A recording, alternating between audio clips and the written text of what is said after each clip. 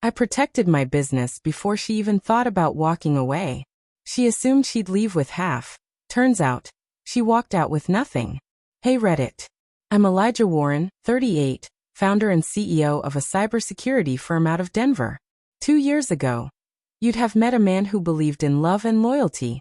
Meet me now, and you'll find someone who learned the hard price of misplaced trust. Let me rewind. I met Vanessa at a tech event in Austin 8 years ago. She was a UX designer, sharp, magnetic, and had a smile that could stop time. Back then, I was still grinding in a tiny office with 2 exhausted interns. Vanessa believed in me, or so I thought. She moved in after 6 months, and a year later, we were married at the courthouse. No prenup. I was broken in love, and she said, "Whatever we build together." I took her at her word. 5 years down the line, Black Talon Security had grown into a multimillion-dollar company. We scored a government defense contract, and our revenue exploded. I was drowning in work, late nights, investor calls, compliance audits. Meanwhile, Vanessa had stopped working. She said she wanted to focus on us. But truthfully, there was no us left. She barely acknowledged me. Our talks were limited to groceries, house bills, and dinner plans. Something felt off.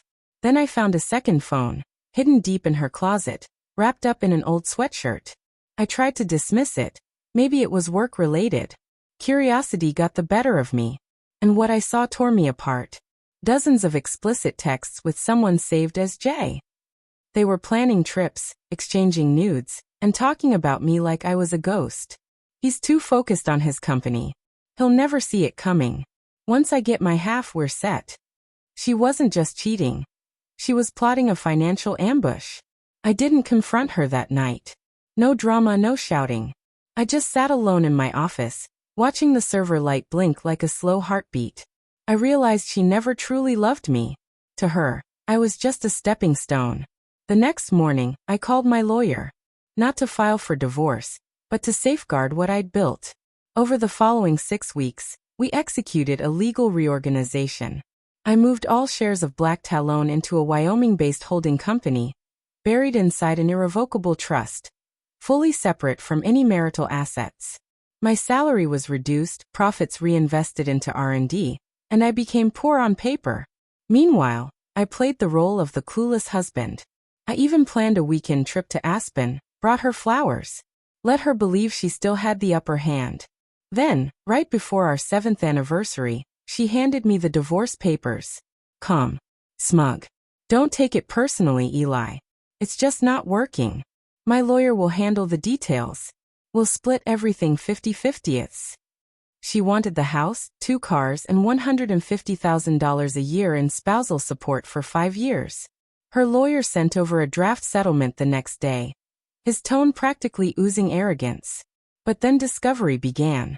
My attorney submitted all the documentation. The trust, the transfers, the timeline, ironclad, legal, and done before she filed. Her lawyer's confidence dissolved overnight. At mediation, I saw Vanessa's face crumble as her attorney whispered in her ear. She looked like someone watching a winning lottery ticket burn. But we weren't done. I handed over copies of her messages, the ones from her secret phone. In Colorado, adultery doesn't usually matter.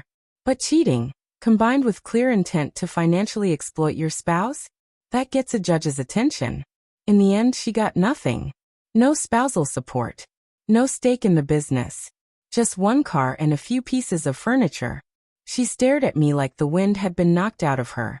Afterward, she followed me to the parking lot in tears. How could you do this to me, Eli? After everything.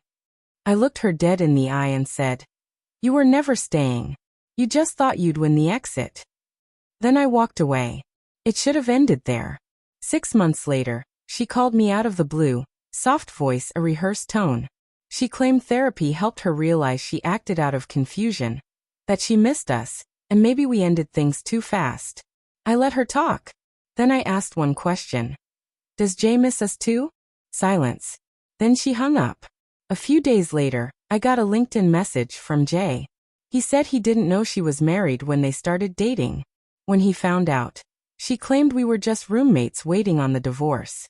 After I cut her off, she drained his credit card, tried moving in with him, and left him in chaos. He just wanted to warn me. I told him it was too late. She lost both men she tried to manipulate.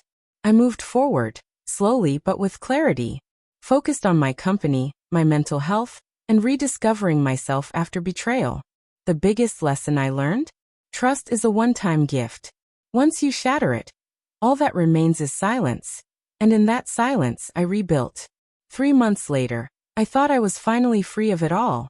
No messages. No calls. Vanessa disappeared from social media.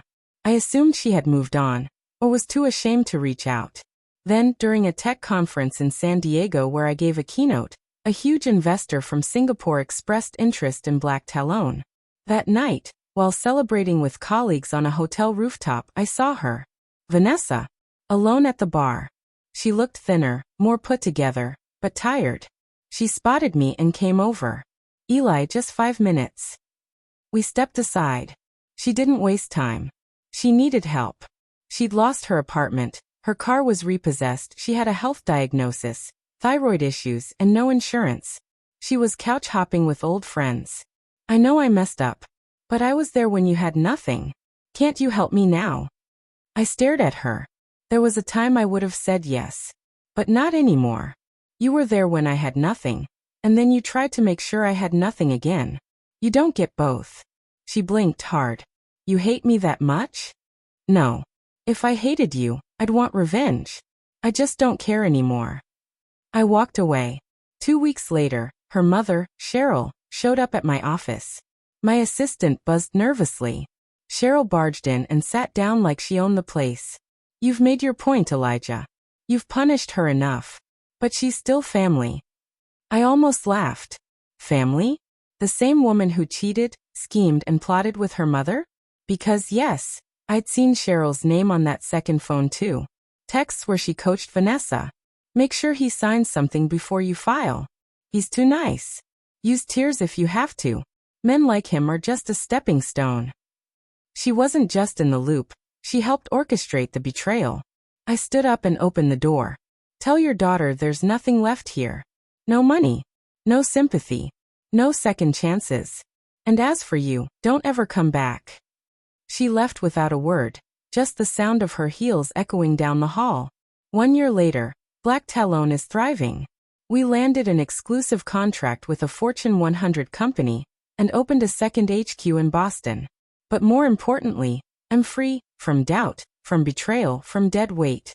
And surprisingly, something good came out of the wreckage. About 6 months after everything ended, I reconnected with Leah, a woman I used to work with.